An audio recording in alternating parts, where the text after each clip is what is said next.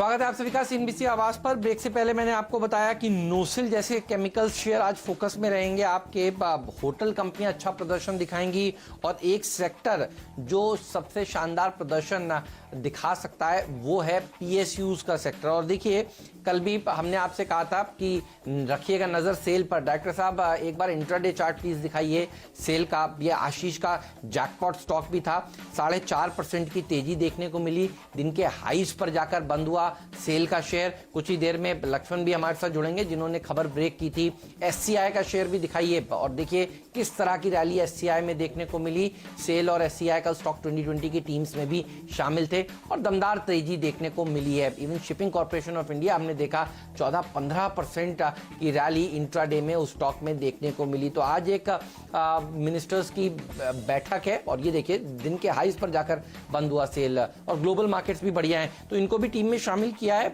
लेकिन आज जो एक नया शेयर है वो है बीईएमएल। देखिए बीईएमएल के सीएमडी के ट्वीट पर जाकर या फिर मेरे ट्वीट पर जाकर मैंने उनके ट्वीट को रीट्वीट किया है। बहुत ही गजब की चीज उन्होंने कल करी है और वो ये है कि उन्होंने एक्सप्रेशन ऑफ इंटेंट्स मंगाए हैं भारत में उनकी कंपनी में मैन्युफैक्चर करने के लिए डिफेंस के प्रोडक्ट्स। और ये बिल्कुल वैसा ही है जैसा देखिए आपने कुछ दिनों पहले बीईएल के लिए देखा था। और याद करिए जिस दिन बीईएमएल के लिए वो भेल के लिए वो खबर आई थी कि वो भी एक्सप्रेशन ऑफ इंटेंट मंगा रहे हैं, तब उस स्टॉक में 20-25% की रैली इंट्राडे में एक ही दिन में देखने को मिली थी। भेल क्योंकि एफएनओ में था तो इतनी बड़ी रैली बनी, तो यहां पर 20% तक की तेजी आज देखने को मिल सकती है।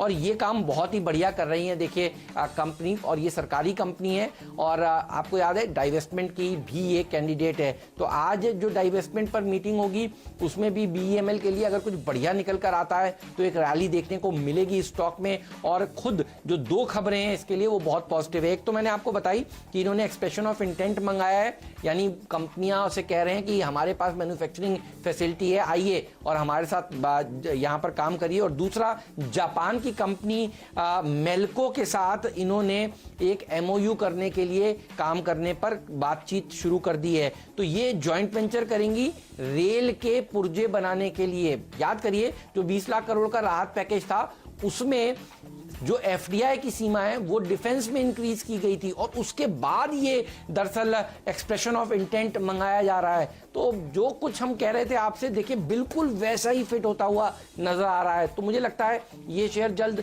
4 डिजिट के लेवल्स आपको दिखाएगा आज, क्योंकि एक्सप्रेशन ऑफ इंटेंट आया है एंड आई एम श्योर यहाँ पर कंपनियों ने भी इच्छा जरूर जताई होगी कि भारत में डिफेंस के प्रोडक्ट्स को बनाया जाए। तो यहाँ पर एक गजब की रैली देखने को मिलेगी। ऑटोमेटिक रूट से 74% एफडीआई हो गया है और अब ये अपनी यूनिट्स में देखिए आमंत्रित कर रहे हैं कंपनियों को, विदेशी कंपनियों को खास तौर पर कि आइए और भारत में क्यों ना मेक इन इंडिया के तहत काम करना शुरू करें। तो आज का फ्रीड शेयर है तो 20% की रैली यहां पर आज आराम से देखने को मिल सकती है। एमएसटीसी के लिए भी देखिए हमने आपको खबरें बताई थी, कल भी हमारी टीम में शामिल था, 5% का अपर सर्किट लगा और मैं आपसे ये कह रहा था ये अपर सर्किट का सिलसिला जारी रहने वाला है। तो कल अगर आपने 5% ऊपर इसे खरीदा तो आज एक और 5% की तेजी यहां पर देखने को मिलेगी। एमएसटीसी को दूसरे दिन लगातार मैंने अपनी टीम में शामिल किया है और ये भी आज की जो बैठक है उसके ऊपर डाइवेस्टमेंट वाली, उसके ऊपर तो नजर होगी। सारी सरकारी कंपनियां आज फिर से फोकस में रहने वाली है।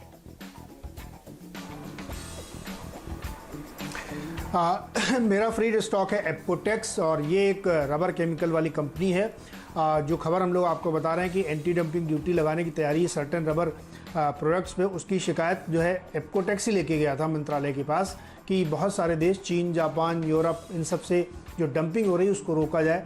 और इस पर अब जो डीजीएफटी है उसने प्राइमरी मालूम पाया है कि इसमें गड़बड़ हो रही है तो उसमें ड्यूटी लगाने की तैयारी है। देखिए हमने आपको बहुत पहले ही बताया था कि बहुत सारी ऐसी केमिकल कंपनीज हैं जो डोमेस्टिक प्रोडक्शन में हैं और उनको सरकार मदद कर रही है। अब देखिए इस तरीके की जो शिकायतें आ रही हैं तो उसमें फ़ायदा किसको होगा? नोसिल अभी हेमंत ने आपको बताया और एप्कोटेक्स, क्योंकि ये जो मेजर प्लेयर हैं इस सेगमेंट के और इनको आपको ध्यान में रखना चाहिए। हमने एक बार इसको कल का खिलाड़ी में भी शामिल किया था, तब भी हमने आपसे कहा था कि जैसे जैसे ऑटो सेगमेंट चलेगा, टायर सेगमेंट चलेगा, एप्कोटेक्स को फ़ायदा होगा। और अब देखिए जो इनके लिए एक चैलेंज था कि बहुत सारी डंपिंग होती थी उसको रोकने के लिए भी सरकार तैयारी कर रही है। तो एप्कोटेक्स जैसे प्लेयर जो अंडर वैल्यूड हैं, फंडामेंटली स्ट्रॉन्ग कंपनीज हैं, और इस सेगमेंट में काम करती उनको अच्छा गेन होगा।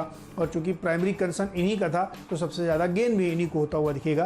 तो इसलिए एप्कोटेक्स को हमने यहाँ पे फ्रीड के तौर पे लिया। ये भी एक सर्किट का कैंडिडेट है, यहाँ पे भी सर्किट लगे तो मुझे आश्चर्य नहीं होगा। इसी सेगमेंट की एक और छोटी कंपनी है इंडाज रबर, उसको भी इसमें शामिल किया क्योंकि ये सारी वो कंपनियां हैं जो रबर और रबर सेगमेंट में काम करती हैं, तो वहाँ पे खरीदारी करके चलना चाहिए।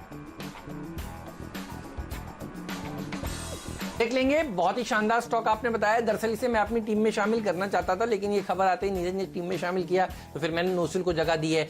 अब ब्रेक के बाद हम आपको बताएंगे आज के पावर प्ले वाले दो खिलाड़ी हम दोनों की टीम्स में कौन से हैं और कैप्टन चॉइस का दर्जा कौन से शेयर को दिया जा रहा है।